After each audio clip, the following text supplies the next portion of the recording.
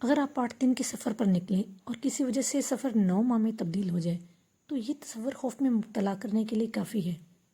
سوچئے اگر آپ ایک ایسی جگہ پر گئے ہوں جہاں نہ کوئی آپ کے دوست احباب ہوں، نہ ہی کھانے پینے کی ضروری اشیاء میسر ہوں، تو کیسا محسوس کریں گے؟ یقیناً برا۔ اور اس سب سے بڑھ کر اگر آپ ایک ایسی جگہ پر گئے ہوں جو بالکل ہی زمین سے لا تعلق ہو، تب یہ خوف کیسا ہوگا؟ یہ کوئی افسانوی کہانی نہیں بلکہ حقیقت پر مبنی 2 خلابازوں کی کہانی ہے۔ آج میں آپ کو 2 ایسے خلابازوں کی کہانی بتانے جا رہی ہوں جن کا ابتدائی سفر تو 8 دن کا تھا اور وہ کس طرح دیکھتے ہی دیکھتے یہ سفر 9 ماہ میں تبدیل ہو گیا۔ اس سفر کے پیچھے کیا مقاصد تھے، ان کو بھیجنے کا اصل مقصد کیا تھا؟ 58 سالہ بھارتی نژاد سنیتا ولیم سونی اور 61 سالہ امریکی خلاباز بیری ولمور بچ نے 5 جون 2024 کو اس سفر کا آغاز کیا۔ سفر پر جانے سے قبل انہوں نے اپنے دوستوں کے ساتھ انتہائی خوشی کے لمحات گزارے۔ اس کے بعد ان کو اسپیس شپ کے ایک کیپسول میں 2 گھنٹے کے لیے بند کر دیا گیا۔ اس کو کیپسول میں بند کرنے کا مقصد کیپسول کے pressure level, cell level, communication کی صلاحیت کو جج کرنا تھا۔ 5 جون 2024 کو Boeing star line space craft کے زیر زمین سے خلا کی طرف یہ سفر شروع ہوا۔ خلا میں پہنچنے کے بعد کچھ تکنیکی وجوہات کی بنیاد پر ان کی واپسی 8 دن میں ممکن نہ ہو سکی۔ البتہ میں آپ کو ایک اور بات یہاں بتاتی چلوں، وہ ان میں ایک اور امریکن اسٹروناٹ نک ہیوج اور آلسو رشین اسٹروناٹ ہیں الیگزینڈر گوربنوف بھی شامل ہیں، جنہوں نے بعد میں اسپیس ایکس کے کریو مشن 9 میں بھرپور کردار ادا کیا۔ خیر، اب سوال ذہن میں یہ اٹھتا ہے کہ یہ خلا میں کس مقصد کے تحت گئے تھے؟ یہ ایک تجرباتی فلائٹ تھی۔ اس فلائٹ کو بھیجنے کا مقصد یہ تھا کہ اس راکٹ نما طیارے سے اس کی کارکردگی کو جانچا جا سکے اور دیکھا جا سکے کہ کیا ہم اس راکٹ کے تیار کردہ نمونے کو 1 سے زائد دفعہ استعمال کر سکتے ہیں یا نہیں۔ ناسا کی بونگ اور اسپیس شپ کے ساتھ کئی اربوں مالیت امریکی ڈالر کے معاہدے ہو چکے ہیں۔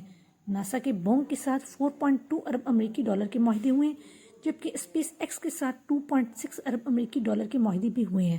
ناسا نے اسپیس شپ کے ساتھ پہلے ہی 9 پروازیں خلا میں بھیج چکا ہے اور اس کے علاوہ کئی تجارتی پروازیں بھی کر چکے ہیں، جبکہ بوم کے ساتھ ناسا کا یہ پہلا خلائی سفر تھا۔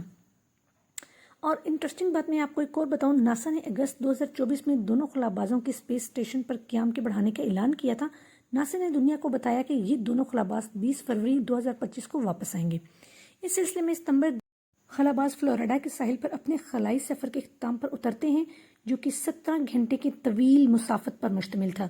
تو ان کی واپسی کو مقامی سطح پر بڑے ہی پیمانے پر خوشی سے منایا گیا، جس میں بوسٹن کے اسپیس سٹی ایریا ریسٹورنٹ نے خاص پروموشنز کا آغاز کیا اور اس کے ساتھ ہی انہوں نے ناسا کے بنیادی طبی سینٹر میں لے جایا گیا، جہاں ان کا طبی معائنہ کیا گیا۔ اس کے بعد ان کو عام افراد اور ان کے گھر والوں کے ساتھ ملنے جلنے کی اجازت مل سکے گی، کیونکہ ماہرین کا خیال ہے کہ طویل عرصے تک مائکرو گریوٹی میں قیام کی وجہ سے اور تباہ کاری کی بلند سطح کی وجہ سے ان کی جسم اور صحت پر کئی طرح کے منفی اثرات مرتب ہوئے ہوں گے، جیسا کہ مائکرو گریوٹی کے نہ ہونے کی وجہ سے انسانی مسلز کمزور ہو جاتے ہیں، پٹھے ٹانگوں کے مسلز بھی کمزور ہو جاتے ہیں۔ اس کے علاوہ آنکھوں کے پیچھے خون کے جمنے کا عمل بھی ہوتا ہے، جس کی وجہ سے انسان کے ویژن، بینائی یا دیکھنے میں دھندلاپن آ سکتا ہے۔ اور اس کے ساتھ ہی ساتھ میں ایک اور حیران کن بات آپ کو بتاتی چلوں، جب مائکرو گریوٹی میں انسان جاتا ہے تو اس کے قد میں حیران کن اضافہ ہو جاتا ہے۔ اس کی بنیادی وجہ یہ ہوتی ہے کہ گریوٹی نہ ہونے کی وجہ سے جو ریڑھ کی ہڈی آپ انسانی بیک بون ہے، اس کی موڑوں کے درمیان گیپ آ جاتا ہے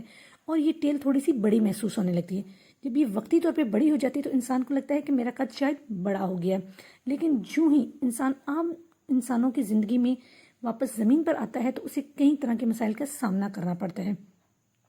ساتھ ہی دوسری طرف دیکھا جائے تو یہ مشن نہ صرف انسانوں کی مضبوطی اور جرات کو آزما رہا تھا بلکہ گہری خلا کی تلاش میں شامل پیچیدگیوں کو بھی اجاگر کر رہا تھا۔